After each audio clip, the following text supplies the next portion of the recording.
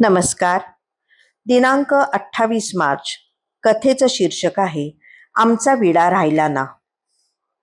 बरजोरजी पारशी अक्कलकोटास आले. नवरोजी नावाचे त्यांचे आप्त त्यांना भेटावयास आले. गप्पा टप्पा करताना महाराजांचा विषय निघाला. त्या विलक्षण लीला नवरोजीस खऱ्या वाटेनात. दारे खिडक्या बंद असूनही महाराज मध्यरात्री त्या दोघांसमोर प्रकट झाले. दारे खिडक्या बंद असतानाही महाराज कसे अचानक आले ते नवरोजीस कळेना. तथापि त्याने आपली प्रापंचिक हालाकी सांगता सांगता महाराजांसाठी विडा कुटण्यास प्रारंभ केला. महाराज म्हणाले, तुला पैसा मिळाला तर आम्हास काय देशील? नवरोजीने प्राप्तीचा पाव हिस्सा देण्याचे कबूल केले. महाराजांनी त्यास नर्मदेकडे जा असे सांगितले आणि गुप्त झाले. नवरोजी भांबावला. दुसऱ्या दिवशी चौकशी करता महाराज काल सकाळीच रामपुरास गेल्याचे कळले. तो तेथे दर्शनास गेला असता महाराज म्हणाले, काय बरे आहात ना शेठ? आमचा विडा राहिला ना. नवरोजीस खून पटली. नंतर बडोद्याहून गायकवाड सरकार यांचे बोलावणे आले म्हणून तिकडे गेला. त्यांचे काम करून मी दिल्याबद्दल त्यांना अपार धनलाभ झाला. नवरोजी महाराजांना भेटावयास आला तेव्हा त्याच्याच बरोबर खूप दरबारी मंडळी आली होती. महाराजांना बडोद्यास नेण्याचे त्यांचे प्रयत्न मात्र महाराजांनी विफल ठरवले. महाराज बडोद्यास गेले नाहीत. साधू संतांच्या आणि अवतारी पुरुषांच्या लीला विलक्षणच असतात. चमत्कारासाठी चमत्कार किंवा नमस्कारासाठी नमस्कार असा मात्र तो प्रकार नसतो. लोकांनी श्रद्धा टाकू नये, भक्ती मार्गाने जावे, धर्म टिकून राहावा, सुसंस्कृतपणा, सौजन्य, परस्परात प्रेम, सामंजस्य टिकून राहावे यासाठी आपोआप या लीला घडत असतात. त्याचे आकर्षण वाटून लोक भक्ती मार्गाकडे वळतात. हा एक त्याचा फायदा असतो. नवरोजीला त्या रात्री बंद खोलीत प्रकट होऊन महाराजांनी याचीच पहिली प्रचिती दिली.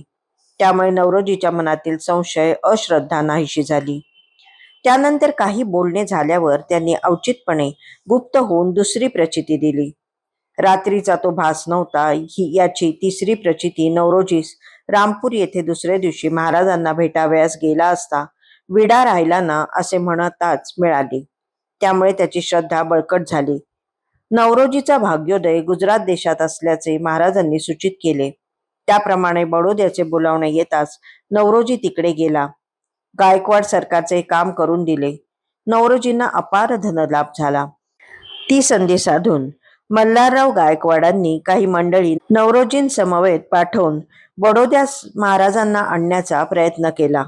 मल्हाररावांचा हेतू चांगला होता, पण त्यांनी जी मंडळी पाठवली होती ती सर्व पोटार्थी व स्वार्थी होती. त्यांनी कुटील स्वरूपाचे प्रयत्न केले म्हणून महाराजांनी ते प्रयत्न विफल ठरवले. पैसा, अधिकार यांच्या बळावर देव जिंकता येत नाही. त्याला विशुद्ध भक्तीच लागते.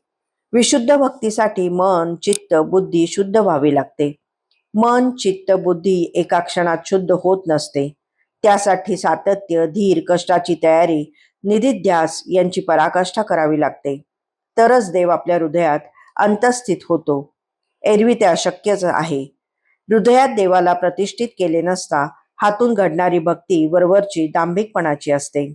देवपूजा करताना सुद्धा देवाला आवाहन, आसन, पाद्य, अर्ध्य, आचमन, स्नान वगैरे उपचार प्रथम अर्पण करून त्याला सुप्रतिष्ठितमस्तु म्हणून मोठ्या प्रेमाने विराजमान करावे लागते. अशा सुप्रतिष्ठित झालेल्या देवाची भावना करून त्या मूर्तीवर बाकीचे उपचार अर्पण केले जातात. मग इथे तर आपले आराध्य दैवत आहे. ते दैवत आपल्या हृदयात म्हणजे मन, चित्त, बुद्धीत विराजमान व्हावयास नको काय? त्याशिवायच केलेले पूजन उपचार शुष्क निरसच होणार यात शंकाच नको.